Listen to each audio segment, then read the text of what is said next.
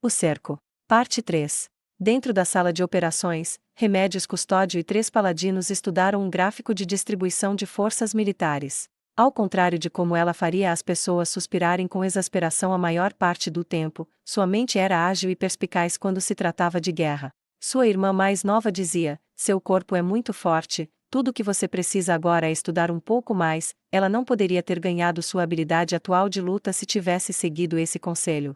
Isso porque ela era diferente de sua irmã, que havia sido abençoada com 3 presentes: sabedoria, talento e beleza. Nossa força de batalha é de 10.000 e a deles é estimada em 40.000. Nossas condições de vitória são manter-nos até que reforços do sul cheguem, ou o inimigo recue. Nós poderíamos realmente ser capazes de fazê-lo se houvesse 10 de mim por perto.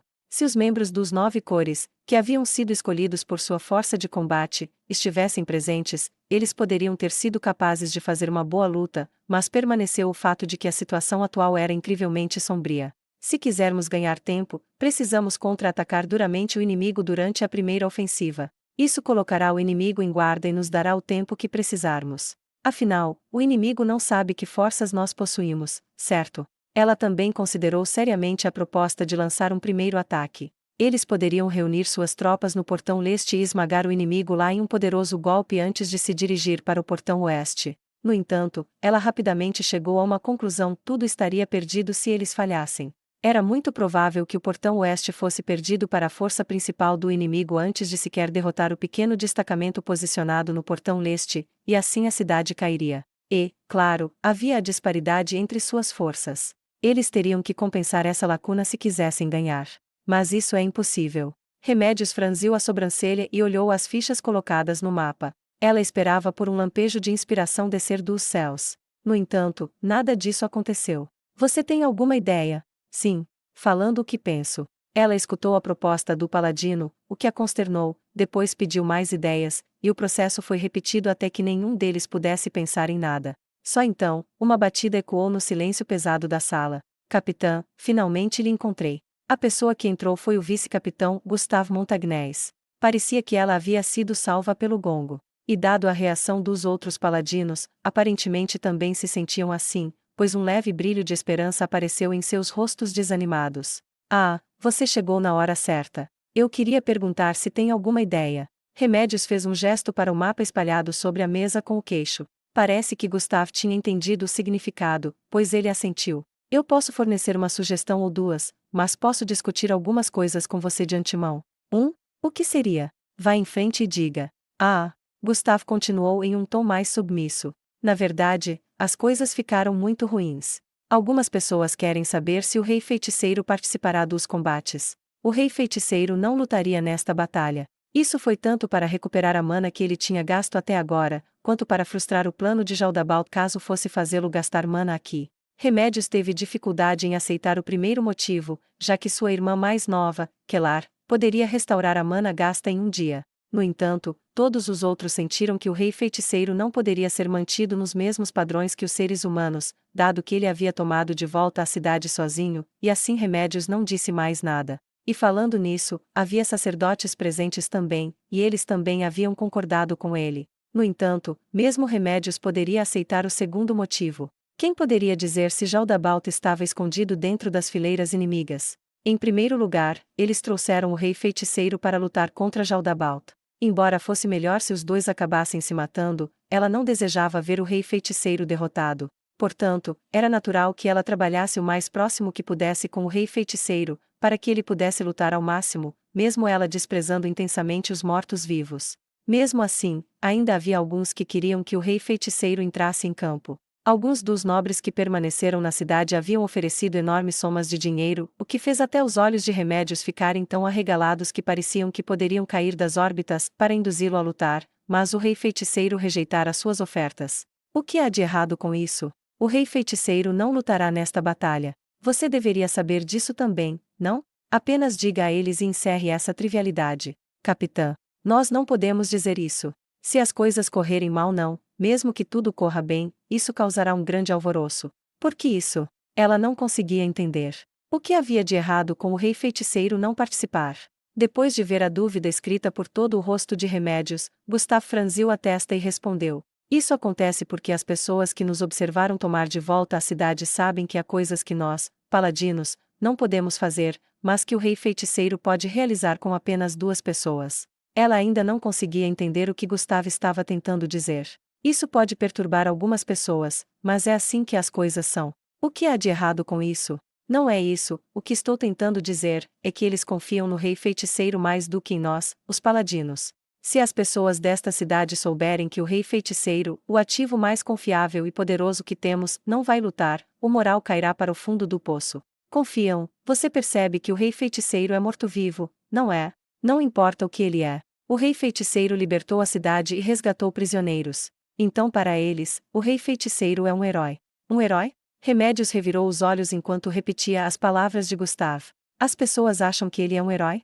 Mas ele é morto-vivo, não? Eles odeiam a vida e amam a morte. Ele abandonou os reféns não, ele os matou sem qualquer hesitação, não é? Para eles não faz diferença. Além disso, se eles simplesmente o considerassem um herói e ponto, seria bom. O problema é, se isso continuar, as pessoas começarão a pensar no rei feiticeiro como o salvador.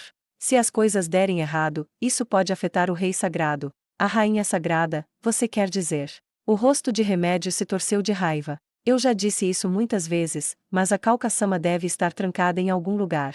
Houve paladinos e sacerdotes que entraram em colapso em todos os lugares depois daquela batalha com Jaldabaoth, mas não conseguimos encontrar a Calcassama e Aquelar em nenhum lugar. Ele não precisaria movê-la se ela estivesse morta. Tenho certeza de que ela deve ter sido tomada como refém. Eu me expressei mal, capitã. Eu sinto que pode ser um problema que pode causar problemas para o reinado de Sua Majestade Sagrada. O reinado dela. Sim, nossa linha de fortaleza foi destruída e ninguém pode impedir que os demi-humanos invadam. Não vai tardar em aparecer pessoas que querem se juntar ao lado de um ser supremo que pode protegê-las. Mas ele é um morto-vivo, percebeu? Perdão por repetir isso, mas eles não se importam com isso. Ele os salvou quando mais precisavam, esqueceu. Remédios ainda não conseguia entender esse ponto. Mas o rei feiticeiro não foi o único a lutar, sabia? Nós também lutamos sob a bandeira da rainha sagrada. Sim.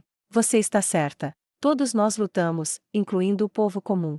Mas mesmo com tudo isso levado em consideração, se o rei feiticeiro faz mais do que nós, então pode haver pessoas que o valorizem sobre a rainha sagrada e procurem torná-lo seu novo governante. Remédios inconscientemente levantou o tom de voz. Como isso aconteceu? Não só o chamam de herói, mas ainda essa criatura morta-viva está sendo colocada acima da rainha sagrada. Você tem noção do que disse? Não é isso, as pessoas. Não importa, ele ainda é um morto-vivo. Quanto sofrimento e esforço você acha que Sua Majestade Sagrada teve que passar para o bem das pessoas? Como as pessoas poderiam? Calma, capitã. Como ousa me pedir calma? Que merda é essa que você está falando, Gustave? Não, é nisso que você realmente acredita, não é? Nas garras de suas fortes emoções, Remédios bateu com o punho na mesa. Como alguém que havia entrado no reino dos heróis, aquele golpe esmagou a área da mesa para baixo e arrancou um pedaço que caiu no chão. O padrão bizarro de dano parecia que algum gigante havia pressionado a borda da mesa, isso falava da extensão de sua raiva. Por favor, acalme-se, capitã. Todos nós conhecemos a grandeza e bondade de Sua Majestade Sagrada como uma coisa natural. Não há como o rei feiticeiro ou qualquer outra criatura morta-viva se equiparar à grandeza da rainha sagrada. Mas só sabemos disso porque ficamos ao lado da rainha sagrada. Você está louco? Mesmo que eles nunca tenham tido uma audiência com ela antes, não há como alguém respeitar um morto-vivo de outro país mais do que o governante de sua própria nação. Você está delirando, capitã. Gustave exclamou, sua voz perto de um grito de dor. Mesmo o rei feiticeiro sendo um morto-vivo e o rei de outra nação, ele ainda foi quem os libertara do tormento. E isso é algo que Sua Majestade Sagrada, e nós não poderíamos fazer. Gustave expeliu essas palavras em uma grande explosão, e a sala ecoou com o som dele tentando acalmar sua respiração agitada. O que vocês acham? Os paladinos que estiveram anteriormente na sala se entreolharam quando ouviram a voz calma de Remédios. Depois disso, um deles falou, com uma determinação mortal. Naturalmente, nós, paladinos, não consideramos o rei feiticeiro um herói. Mas sabemos que o povo comum pode se sentir assim. Depois disso, outra pessoa falou. A maioria das pessoas sabe que o rei feiticeiro conquistou esta cidade com a força de apenas uma pessoa. Aqueles que não viram o poder do rei feiticeiro, por sua vez, exageraram esses rumores, deificando-o ainda mais. O último completou. É fato que o rei feiticeiro se adiantou sozinho para oferecer ajuda a um país que não era nem um aliado nem tinha relações amigáveis para com ele. Se desconsiderarmos o fato de que ele é um morto-vivo, essas ações se qualificariam como heroicas. Parece que Remédios foi a única que não pôde aceitar esse estado de coisas. Nesse caso, como ela poderia responder à pergunta de Gustave depois de se afundar tanto? Era verdade que não ter seu herói participando da luta faria o moral cair, e pensar nas razões para isso levaria a uma comoção. Afinal de contas, o inimigo estava com uma vantagem de 4-1. Qualquer um estaria em tal estado de espírito quando pensassem em ter que lutar contra algo assim. Então, por que não pintamos o rei feiticeiro como um vilão e matamos 2 coelhos com uma cajadada só? Que tal dizer às massas que o rei feiticeiro não nos ajudará mais? Mentir seria uma péssima ideia, disse Gustave e completou. O temperamento das pessoas é como uma represa pouco antes de explodir. Se eles souberem a verdade através de um canal ou outro e descobrirem que estávamos tentando esconder a verdade, o assunto sairia do nosso controle. Bem, nós não temos que contar uma mentira descarada. Nós podemos fazer isso de uma maneira indireta.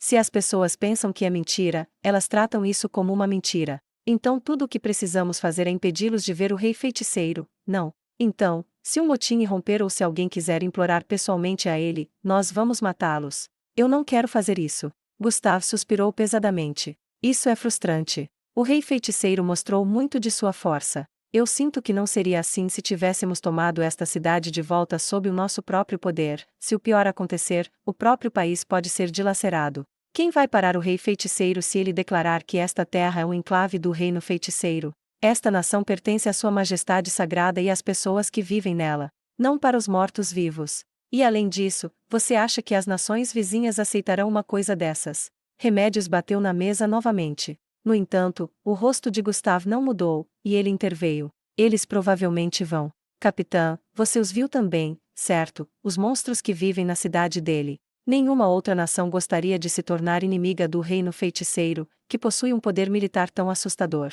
Seria mais sensato simplesmente fechar os olhos para o reino sacro, que agora é impotente, e se este lugar se tornar um enclave, a força defensiva do reino feiticeiro será dividida em 2 frontes, e muitos dos países vizinhos concordarão que é uma coisa boa. E se as pessoas quiserem que isso aconteça também, o rei feiticeiro terá justa causa para suas ações. Então, ser um país dos mortos-vivos é melhor do que ser uma nação cujo povo não pode se defender, é assim, vice-capitão. Gustave assentiu com a cabeça na pergunta do paladino. Exatamente. Gustave. Eu cometi um erro ao trazer o rei feiticeiro conosco. Claro que não, capitã. Foi a melhor escolha que tínhamos. Mas, é verdade que nós dependemos muito do poder do rei feiticeiro. Como eu disse antes, se tivéssemos recuperado os campos de prisioneiros com nossa própria força, não estaríamos nessa situação agora. Pelo que sabemos, as pessoas ainda podem temer e odiar o rei feiticeiro, sendo que ele é um dos mortos-vivos. Então o que deveríamos fazer? Precisamos apaziguar as pessoas, ganhar tempo e derrotar o exército inimigo por nós mesmos. Se nem isso formos capazes, mesmo se derrotarmos Jaldabaoth, a luta ainda pode continuar. Remédios olhou para o teto. Então é isso que temos que fazer. Maldição, aquele rei feiticeiro, ele planejou tudo isso antes. Não sei, eu realmente não sei. Mas não duvido. Talvez ele deseje expandir seu domínio. O reino feiticeiro é muito pequeno. Eu não diria que é muito pequeno, mas é verdade que o reino feiticeiro é apenas sua cidade e a terra ao redor, bem como a planície que supostamente gera grandes quantidades de mortos-vivos. Então foi por isso que ele estava de olho na terra do reino sacro. Certamente havia evidências mais do que suficientes para levar a essa conclusão. Aquela maldita criatura morta-viva. Deveríamos ter esperado pelo Momon, droga. Talvez as coisas tenham terminado da mesma maneira se o Momon tivesse vindo. O choque simplesmente não teria sido tão grande quanto o impacto que o rei feiticeiro fez. Um rei conquistando uma cidade por si mesmo é uma imagem incrivelmente impressionante. O fato de que o dito rei é um dos mortos-vivos que são inimigos jurados de nossa nação também é um grande fator nisso. Em outras palavras, um vilão que faz uma coisa boa teve um impacto maior do que uma pessoa comum fazendo a mesma coisa. Droga! Agora que o silêncio retornará à sala, Remédios, que finalmente percebeu que Gustave estava pedindo sua opinião, deu-lhe ordens. Vamos discutir isso com o Caspont-sama. Se, talvez, embora eu ache que não é muito provável, por via das dúvidas, se Sua Majestade Sagrada falecesse, então ele é a pessoa mais elegível para ser o próximo rei sagrado. Como ainda não encontramos outros membros da família real, esse certamente será o caso. Vamos pedir a opinião dele sobre tudo isso, então. Remédios deixou os paladinos na sala e levou Gustavo ao quarto de Caspond. No final, as coisas acabaram como Gustavo havia previsto. A conclusão era que eles demorariam em responder ao povo e se o inimigo atacasse durante esse tempo, eles os enfrentariam sem a ajuda do rei feiticeiro e os derrotariam em resposta, mostrando ao mundo que a força do reino sacro não havia diminuído.